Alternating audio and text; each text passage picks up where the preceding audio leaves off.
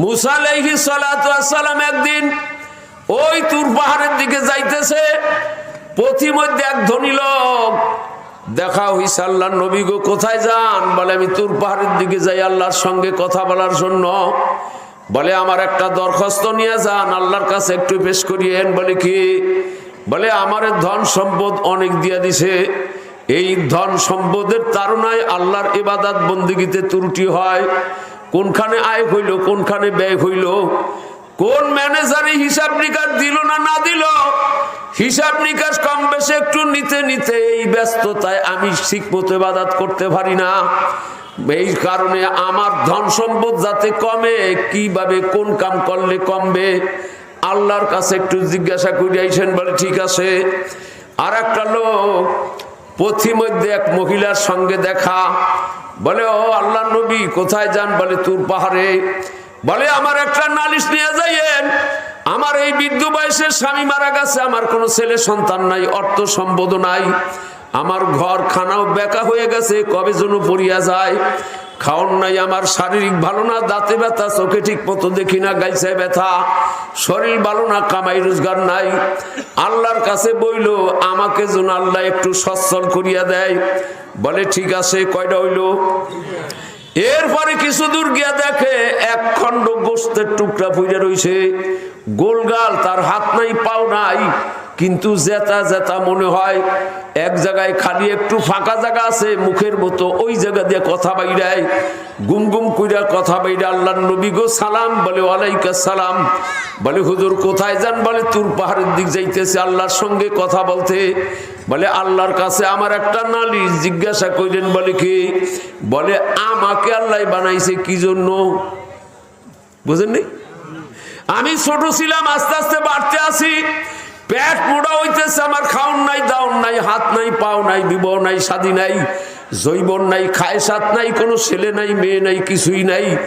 এক জায়গায় আল্লাহ ফেলাই রাখছে, আমারে কেউ ধরো না, ছয়ও না, কেউ নেয়ও না। আমি মরা না যে তা আমি তাও বুঝি না, কিন্তু বুঝি যে আমি জেন্দা, আস্তে আস্তে বাড়তে আছে আমার শরীরটা। অতএব আল্লাহ আমাকে কেন তৈরি করছে একটু জিজ্ঞাসা করেন। ঠিক আছে। মুসা আলাইহিস সালাম গিয়া প্রথম নালিশ দিছে। বলে আল্লাহর নবী গো, এক লোক বলছে যে আমি ওই আমার অর্থ সম্পদ কিভাবে কমা যায়। বলে অর্থ সম্পদ কমার একটা সুরাত, আল্লাহর নাশুকরি বেশি করবে। কি দেয় আল্লাহ? কি করে আল্লাহ? রোগ দেয় আল্লাহ, আমারে বিমার দেয়, আমার আর মানুষ হয় না আল্লাহ। টাকা পাইলাম না ঠিক মতন, পয়সা পাইলাম না ঠিক মতন, ওখান দিয়ে 5 লক্ষ গেল, ওখান দিয়ে 10 লক্ষ গেলে এই যেরকম নাশুকুরি করবে, তাহলে আস্তে আস্তে ধন সম্পদ কমে যাইবে। আর একটা লোক মহিলা, সে তার কথা বলছে যে তার অভাব তো সারে না, বলে বেশি বেশি শুকরিয়া আদায় করতে কইও, তাহলে অভাব দূর হয়ে যাবে। আর ওই গোস্তের টুকরাটা জিজ্ঞাসা করছে আল্লাহ আমাকে কেন তৈরি করছে। বলে তুমি বইলো জাহান্নামের ওয়ালের ভিতরে একটা ছিদ্র আছে, ওই ছিদ্রটা বন্ধ করবে তোমার দিয়া। ছিদ্রটা বড়, তুমি ছোট, এই জন্য আল্লাহ একটু বড় বানাইতে আছে তোমারে। যখন পরিপূর্ণ বড় হইবা তোমার দিয়ে ওই জাহান্নামের ওয়ালের ভিতরে ছিদ্রটারে বন্ধ করবে। মুসা আলাইহিস সালাম প্রথম গিয়েই ওই বড় লোকের সঙ্গে দেখা। বলে হুজুর কি বলছে? বলে বেশি বেশি নাশুকুরি করতে বলছে। বলে আমার দ্বারা সম্ভব হবে না যে আল্লাহর নাশুকুরি করব। আল্লাহ আমাকে দুনিয়ায় পাঠাবার পর থেকে এত নাচ নেয়ামত দিয়ে লালন পালন করতেছে, আমার জীবন বাহির হইয়া গেল, আমি ওই মাওলার নাশুকুরি করতে পারবো না। মাল যত ছিল আরো তার চাইতে 3 গুণ বাড়াইয়া দিছে। যেই মহিলা বলছে আমার অভাব যায় না, বলছে মা গো তুমি বেশি বেশি শুকরিয়া আদায় করো, তাইলে আল্লাহ তোমার অভাব দূর করিয়া দিবে। বলে ও মুসারে, কাম বুঝিয়ার ভাও না, পেটে ভাত নাই, পরনে পোশাক নাই, থাকার জায়গা নাই, চোখে দেখি না, দাঁতে ব্যথা করে, নাক দিয়ে শ্বাস টানতে পারি না, এই অবস্থায় খালি শুকরিয়া আদায় করো। যাও যাও, তোমার খোদার শুকরিয়া তুমি আদায় করো।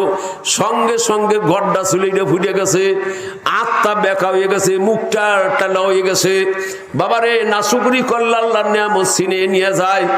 ওই গোস্তের টুকরাটার কাছে এসে বলে ও তোমাকে তৈরি করছে কেন? জিজ্ঞাসা করছে। বলে কেন? বলে জাহান্নামের ওয়ালের ভিতরে একটা ছিদ্র আছে, এটা বন্ধ করবে তোমাকে দিয়ে। মুহাদ্দিস জাকারিয়া সাহেব রাহমাতুল্লাহ আবৃত্তির ভিতরে ঘটনাটা লেখছে রে বাবা। তিনি বলেন যখন মুসা আলাইহিস সালাম বলছে তোমাকে দিয়ে জাহান্নামের ওই ওয়ালের ছিদ্রটারে বন্ধ করবে, এই জন্য তোমার আস্তে আস্তে বাড়াইতেছে, কারণ তুমি এখন ছোট, ছিদ্রটা বড় বড় হইলে তোমার দিয়ে বন্ধ করবে। সঙ্গে সঙ্গে ভিতর থেকে আওয়াজ আসছে, আলহামদুলিল্লাহ, আমি দুনিয়ায় কোনো কাজেই লাগি নাই, আখেরাতের জিন্দেগিতে তো আমাকে দিয়া মওলা একটা কাজ করবে, মওলার এই কাজটাই যে আমি লাগবো, এই জন্য আমি শুকরিয়া আদায় করলাম। বলার সাথে সাথেই লোকটা দাঁড়ায় গেছে, হাত হয়ে গেছে, পাও হয়ে গেছে, জবান হয়ে গেছে, সুন্দর চেহারাযুক্ত লোক। মুসা আলাইহিস সালামকে জড়াই ধইরা তার সঙ্গে মোলাকাত আর কোলাকুলি করলেন। আল্লাহ কয় মুসা আলাইহিস সালাম কয় মাবুদ আপনি কি করলেন? কয় মুসা রে, ও যখন শুকরিয়া আদায় করছে, শুকরিয়ার বদৌলতে আমি মাওলার নিয়ামত না দিয়ার পারলাম না। মুসা আলাইহিস সালাম কিতাব নিয়ে আসছে, মনে আছে তো? এ নবীরা কিতাব পায় তো তুমি কিতাব আনো না, গেছে কিতাব আনতে, কিতাব নিয়ে আসছে। একজন লোক ছিল সমাজের ভিতরে একটু জ্ঞানী বুদ্ধিমান, এই সামাজিক মাতুব্বার বলা হয়। এই লোকটা মুসা আলাইহিস সালাম যখন গেছে বলছিল যে 30 দিন পর আসবো, কিন্তু 30 দিনের পরে আল্লাহ কইছে যে না আরো 10 দিন থাকো। 40 দিন হয়ে গেছে। এদিকে সামিরি করছে কি, একটাই যে দুধের বাছুর আছে না, দুধের বাছুর, যার যার কাছে যত স্বর্ণ আসলে ওই স্বর্ণ দিয়া একটা দুধের বাছুর বানাইছে। বাছুর বানাইয়া জিবরাইল আলাইহিস সালামের পায়ের নিচের একটু মাটি দিয়ে দিয়েছে। এই লম্বা চূড়া ঘটনা 1 ঘন্টা লাগবে কথা বলতে, বোঝো না এই কথাটা? মুসা আলাইহিস সালামকে আল্লাহ লালন পালন করছে ফেরাউনের ঘরে, আর ওই বছর আবার ওই সামিরি জন্মগ্রহণ করছে। সামিরও বনি ইসরাইল বংশের সন্তান ছিল। ওই বছর যত সন্তান পাবে সব ফেরাউনকে টেলাবে। মুসা আলাইহিস সালাম তার ছেলে দিছে বাসাইয়া, আর ওই সামিরে ফেলাই থুয়েছে জঙ্গলে। জঙ্গলে থুয়েছে, আল্লাহ ডাইকা কয় জিবরাইল তুই যা। এই 2 আঙ্গুলের ভিতরে আল্লাহ কেরামত দিয়ে দিছে, 2টা মুখে দেয়, একটাই দুধ আর একটা মধু। খাইতে খাইতে বড় হয়েছে। জিবরাইল আলাইহিস সালাম মাঝে মাঝে এসে জিজ্ঞাসা করে, কিরে সামিরি কেমন ঠায়? ভালো ঠায়। কিছুদিন পর বড় হয়েছে, জিজ্ঞাসা করছে আপনি কেডা? এই যে মাঝে মাঝে যে আসেন, তোর মায় তোর ভেলাই থুয়ে গেছে, মুসা আলাইহিস সালামের পালসে আল্লাহ ফেরাউনকে দিয়া, আর তুই জঙ্গলের ভিতরে আমাকে আল্লাহ তোরে লালন পালনের দায়িত্ব দিছে। আমি তোর নার্স বা লালন পালন কর্তাকারী, আমি তোর এই জন্য মাঝে মাঝে ফল দেই, এইটা দেই সেইটা দেই। তাহলে আপনার আল্লাহর ফেরেশতা জিবরাইল হ।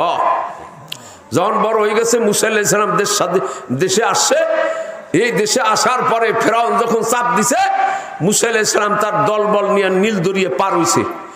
এদিকে এই পার হওয়ার আগে, আপনার পার হওয়ার পরে ফেরাউনের দলের লোকজন নীল দরিয়ার কাছে গিয়া পার হইতে চায় না, কান্না দরিয়ে ভিতর দিয়ে রাস্তা হয়ে গেছে, 2 পার দিয়ে পানি চলচল করে, নামতে চায় না। ওই ফেরাউনের যেই ঘোড়াটা ছিল, এই ঘোড়াটা ছিল মর্দা ঘোড়া, শক্তিশালী, মানে নামে না ভয়তে। তখন জিবরাইল আলাইহিস সালাম একটা মাইগ্যা ঘোড়া নিয়ে আইসা, মাদি ঘোড়া আর কি, কথাটা ভাষা ভালো শোনা যায় না, মহিলা ঘোড়া নিয়ে আইসা ওই ঘোড়ার পর সোয়ার হইয়া ফেরাউনের ঘোড়ার সামনে যখন চালাইছে, আর ওই ঘোড়ায় মহিলা ঘোড়া দিকে পিছনে পিছনে দিছে দৌড়, আর সব নামিয়ে গেছে। ফেরাউনের ঘোড়া গিয়ে একেবারে কিনারায় চাপছে, জিবরাইল আলাইহিস সালামের ঘোড়া উঠে গেছে, আর নীল দরিয়ার পানি চাইবার ফেরাউনের বংশ ধ্বংস। কিন্তু জিবরাইল আলাইহিস সালাম ওই ঘোড়ার পর সোয়ার হইয়া যাইতে আছে। এদিকে মুসা আলাইহিস সালামের দলবল এদিকে ময়দানে তীর ভিতরে, কিন্তু সামিরি পিছনের থেকে, সামিরি মুসা আলাইহিস সালামের দলে ছিল, পিছন থেকে দেখে যে হেই জিবরাইল, বুঝেন নাই? প্রায় 10 বছর পরে দেখা হয়েছে, পিছনে দৌড়ে আর কয় জিবরাইল জিবরাইল। ওই ছোটকালে দেখছে এই চেহারার জিবরাইল, একটু থামেন। জিবরাইল তার কথা শোনে নাই, কিন্তু দেখে যে জিবরাইল আলাইহিস সালামের ঘোড়ার পায়ের নিচে ধুলাবালির ভিতরে যেখানেই পাড়া লাগে সেখানে সবুজ ঘাস হয়ে যায়। ওই পায়ের নিচের কিছু ধুলা মাটি আইনা এই কাপুরি পেঁচেই রাখছে। মুসা আলাইহিস সালাম ফেরত যখন নীল দরিয়া পার হয়ে মিসরে গেছে, রাজত্ব চালাইতেছে, যখন নাকি কিতাব আনতে গেছে, ওই সামিরি সব সোনা এক জায়গায় কইরা ফর্মা বানাই, এটা দুধের বাছুরের ওই যে কি জানি বানায়, মূর্তি তো বানায়, কিন্তু ওই যে দুধ পান করায় কি জানি কইতো আগে, হামা বানাইছে।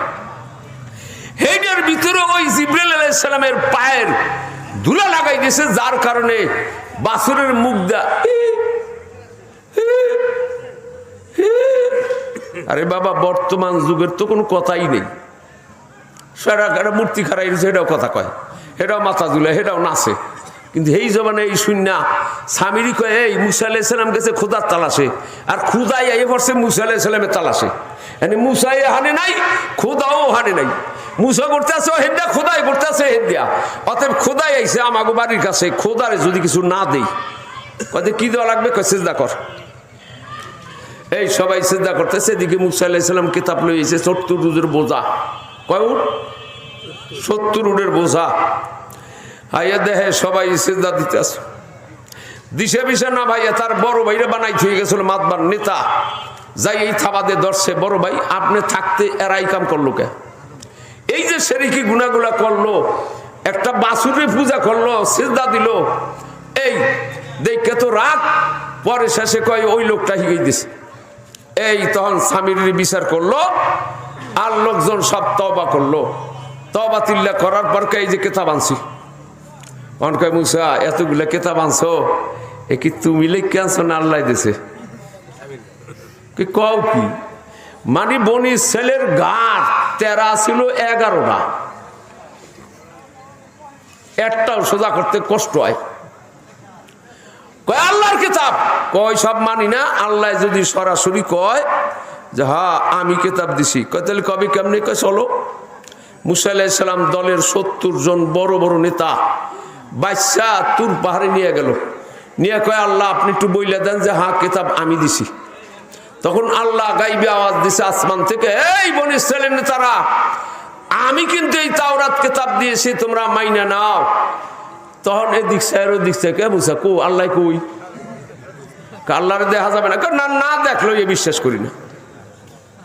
আরে আমি দেখতে গিয়ে আমি মইরা যাওয়ার কায়দা, আমি নবী দেখতে পারি নাই, তোমরা কেমনে দেখবা? কয় তাহলে আমরা যে গেলাম গিয়ে তোমার ওই কিতাবও মানি না, তোমারও মানি না। যখন রওনা দিছে আল্লাহ আর মুসা আলাইহিস সালামের কাছে কিছু জিগাই নাই, ফাআখাযাহুমুর রাসফাতু, আল্লাহ এমন এক দামকি লাগাইছে 70 জন জাগায় শেষ, মইরা শক্ত। মুসা আলাইহিস সালাম লাশ লইয়া কান্দে, কয় আল্লাহ এরা তো আহম্বক, আহম্বকের কারণে কি আমার মাইর খাওয়াবেন? আল্লাহ তো বোঝে, তবু কয় তুমি কেমনে মাইর খাওয়া? কেরে দলের বড় নেতা, দেশের বড় নেতা, আমি যাই যখন কমু এইরকম বেয়াদবির কারণে আল্লাহ মেরে হেলাইছে। কো মুসা তোমার দলবল সৈন্য রাইখে আসছিলা, নেতা করে সব শেষ কইরা তুমি আইসে মাতবাড়ি করতে লিগে, আও ফারাবাস উড়াই আমার মাথায় বাড়ি দিবে মাবুদ, এই আহম্মকদের কারণে আপনি আমার মাথাটার ফাড়াইবেন। কয়তে মুসা কি কও? কয় সব জাতা করে দেন। আল্লাহ সব জিন্দা করে দিছে। জিন্দা করার পরে আমি যে আয়াতখানা তেলাওয়াত করছি বাবা, কম পক্ষে 4 ঘন্টা সময় লাগবে। মুসা আলাইহিস সালাম ডাক দেয়া কয় মাবুদ আনতা ওয়ালিয়ুনা ফাগফির লানা ওয়ারহামনা। মাবুদ গো আপনি তো আমাদের দোস্ত, আমাদের বন্ধু, আমাদের গার্জিয়ান, আমাদের লালন পালনের মালিক। এরাও অন্যায় করেছে, আমিও সঙ্গে সঙ্গে ভুল ত্রুটির জন্য মাফ চাইলাম। ফাগফির লানা যুনুবানা, আমাদের সবার গুনাহ আপনি মাফ করে দেন। ওয়া আনতা খায়রুর রাহিমিন, আপনি তো অনেক বড় মেহেরবান খোদা। ওয়াক্তুব লানা ফিদ দুনিয়া হাসানা, খালি শুধু মাফ করলেই হবে না রে মাবুদ, আমি এইদেরকে নিয়ে দুনিয়ায় কেমনে চলবো মাবুদ, এর একটা ভালো সুব্যবস্থা করে দেন। ওয়াফিল আখিরা, এবং আখিরাতে যাতে জাহান্নাম থেকে নাজাত পাই এই ব্যবস্থাও আপনি করিয়া দিবেন। আল্লাহ ডাক দেখায় মুসা রে, আকাল আযাবি ইউসিবু বিহি মান আশা। শোনো মূসা, আমি তোমার সান্ত্বনা দিয়া বলতেছি, মানুষ অন্যায় করলেই আমি তা করে আযাব দিয়া শাস্তি দিয়া ধ্বংস করব না। যারে মনে চায় তারে একটু একটু দেখাবো, তবে সবাইকে না। যার দুনিয়ার ভিতরে বেয়াদবি বেতমিজি অনেক বেশি বাইরে যাইবে, তারে আর আমি মওলায় ছাড়ব না। বুঝেন নাই? অন্যায় তো আরব দেশের মানুষ অনেকই করছে। এক যুবক পোলা, তাও মদিনার জিন্দেগিতে, আল্লাহর রসুল মদিনার বাদশাহ, ডাক দিয়া আল্লাহর নবীর নামটারে বেকাইয়া লইছে মুহাম্মাদুর রাসূলুল্লাহ। আল্লাহ কত সুন্দর করে নিজে তার পবিত্র কোরআন শরীফের ভিতরে বলছে, মুহাম্মাদুর রাসূলুল্লাহ। কোন? মুহাম্মাদুর রাসূলুল্লাহ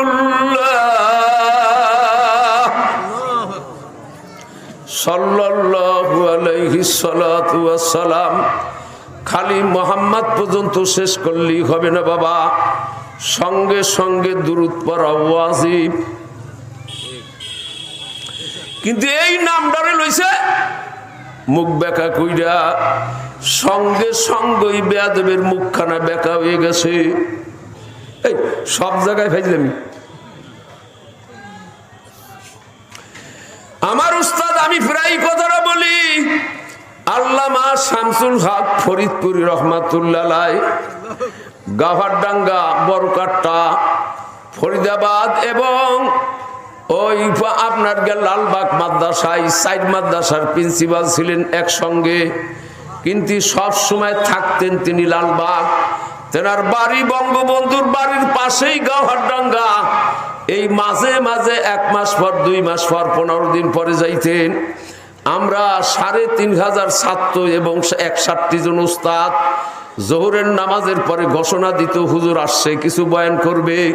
হুজুর প্রায় প্রায় বয়ান করতো, আলা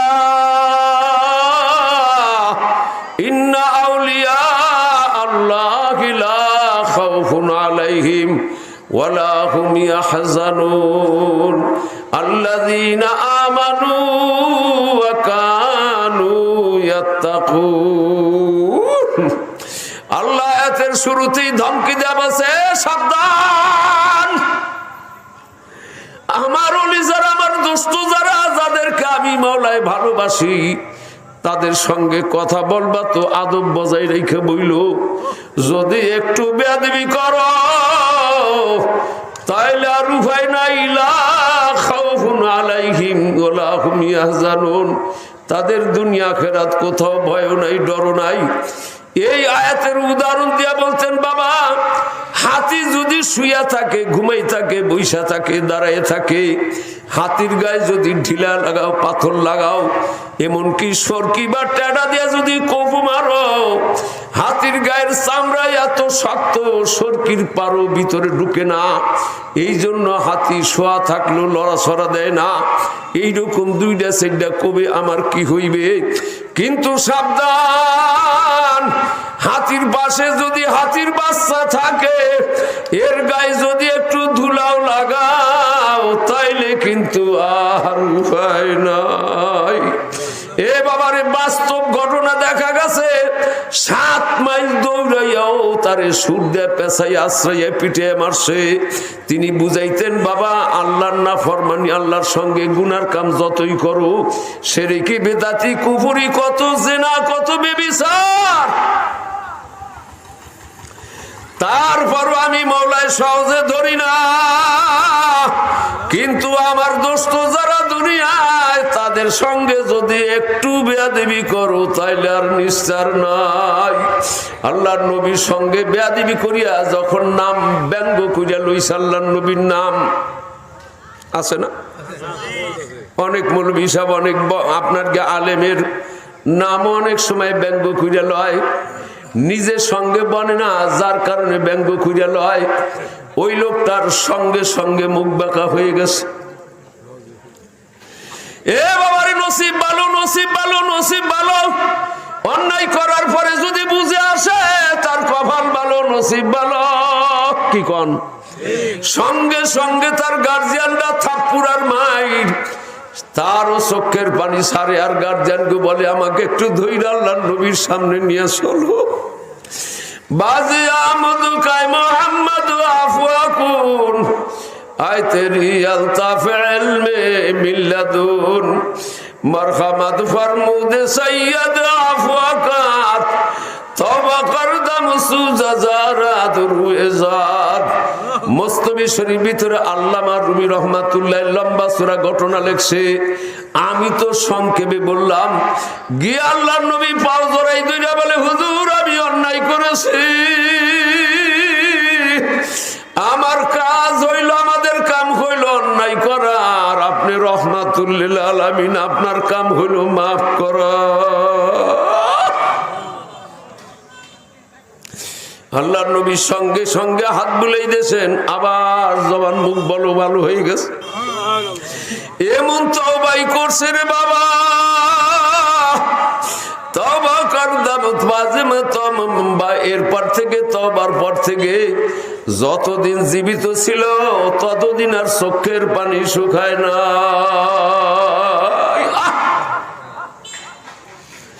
আল্লামা রুমি আর এক ঘটনা লেখছে বাবারে, এক নাস্তিক এক মুরতাদ। বাবা তুমি শিরকি করো, তুমি বেদাতি করো, তুমি বুত পূজা করো, আল্লাহ কিন্তু সহজে ধরবে না।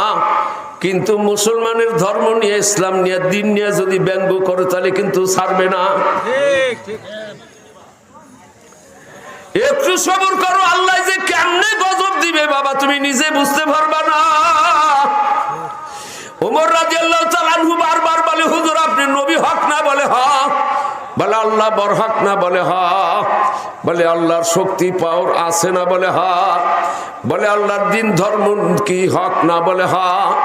আপনি একটু অর্ডার দেন আমি দেখাইয়া দেই, আমার তরবারিখানা দিয়ে আমাকে ছাড়িয়া দেন।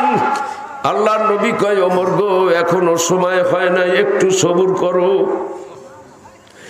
এইভাবে 13টা বছর পর্যন্ত মক্কার জিন্দেগিতে কাটাইছে না। তোমরাও মুসলমান একটু সবুর করো বাবা। এই সরকারি ভাবে ওয়াজের পারমিশন বন্ধ করতে পারবে, মসজিদের দরজা ইচ্ছা করলে বন্ধ করিয়া দিতে পারবে, মাদ্রাসায় তালা লাগাইতে পারবে, কিন্তু হযরত ইমাম মাহদী আলাইহিস সালামের আগমন কেউ বন্ধ করতে পারবে না।